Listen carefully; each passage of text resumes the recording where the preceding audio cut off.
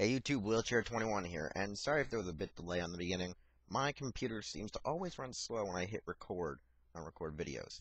Anyways, this is Doyle's DVDs of The History of Trunks, the TV special. This was double billed in DVD format with Bardock, the History of Goku. The Bardock, the father of Goku. When I bought this, let me see if there's a date on this. Nope, no date. Okay, this is region 1 and 2 and 4. I didn't say that on the last thing of Bardock, father of Goku. I really never paid attention that it actually lists the regional players, but I mean, like, anything through Funimation should be, I think, accessible to you internationally fans. So I mean, I know Region 1, I think at least, DragonBall Z, The History of Trunks is like Region 1, 2, and 4 because it's released through Funimation and Toei, and they have a contract, so, okay, anyways, the movie. History of Trunks was like Bardock, the father of Goku. They were TV specials based on concepts that Toriyama and some other people figured out to make to fill in for the areas that were gray in those characters' histories, like Goku's father's character history and Trunks' life.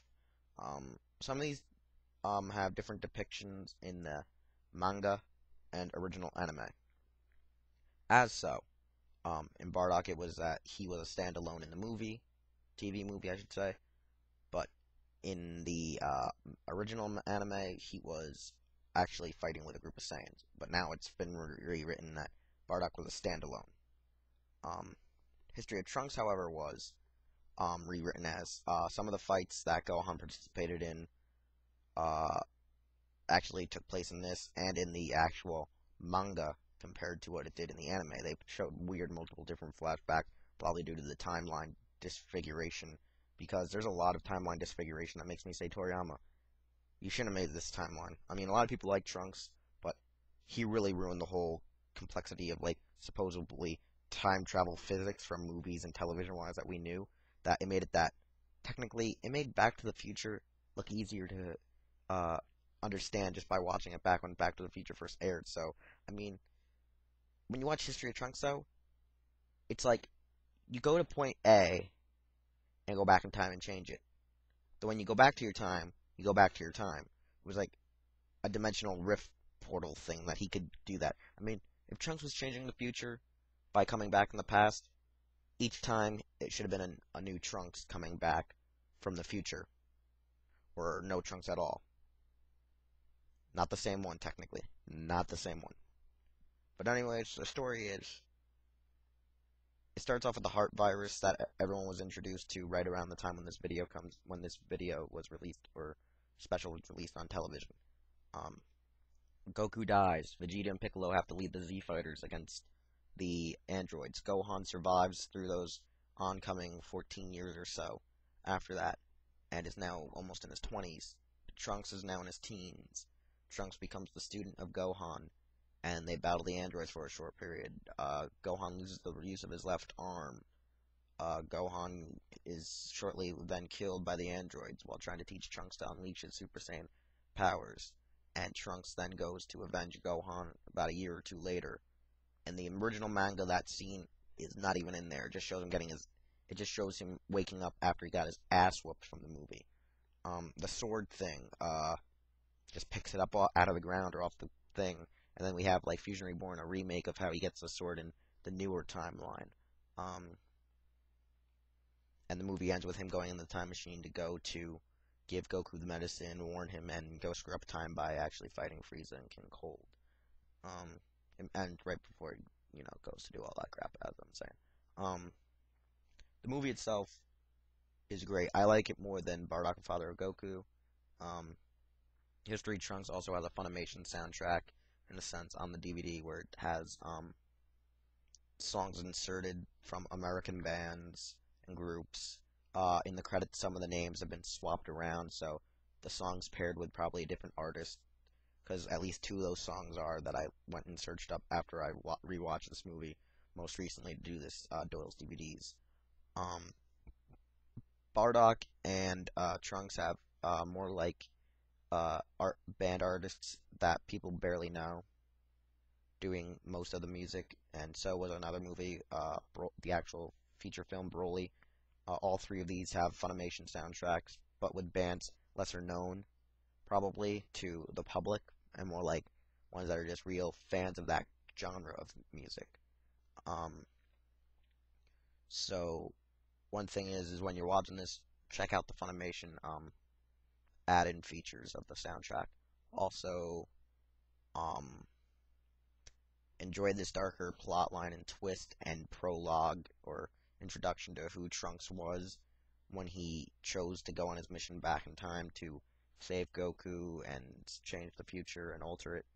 Um, this also gives you um, this also is a movie where a lot of people still enjoy Gohan, where eventually he would evolve to become a pansy and a fruit cut cake. Um, just this whole tool, bookworm, and nerd. Where in this one he actually becomes like his father and dies horribly from the androids. I mean, seriously, it was probably the coolest death in Dragon Ball Z history, though. I mean, getting shot to shit and then being found in a puddle of water. I mean, uh, who would want to die like that? Okay, maybe the puddle of water. You want to land in the puddle of water for your body, but you'd want to be shot to shit, maybe with ki blasts. Who knows? Crazy things happen, man. Dragon Ball Z, you never know what happens. One thing though, I gotta say, is there a real loophole that could have fixed this? Why did none of them go to freaking Namek? I don't know. Um, for a while, I totally thought that. Why didn't they go to Namek? New Namek, I should say, to get, the Dragon Balls. Do that, do this. And then actually rereading Dragon Ball Z: The Cell Saga. For what I know, is the book in the Cell games or whatever, that part of the manga had not come out by the time this came on TV. And it actually explains why they couldn't go to Namek to get the Dragon Balls and resurrect some of the dead guys. And the fact was, they barely even knew where the Namekians went after they used the Dragon Balls. Because when you reread volume 18 or 19, Goku even says, does anyone know where the new Namek is? And everyone's like, no. So Goku goes to see King Kai, use the instance transmission, and gets his way over to the new Namek. And that's how we got Dende for our Guardian to replace Kami. So that's one of the loopholes that some people don't realize.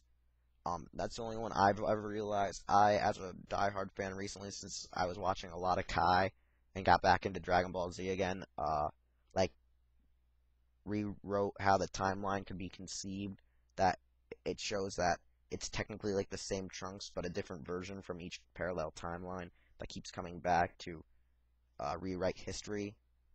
Because, I mean, in one of those timelines, he is killed by Cell.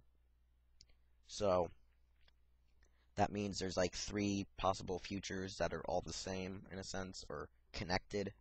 Which explains how he keeps coming back from the future without having any altercations to his problem. I don't know. But anyways, it's a great movie.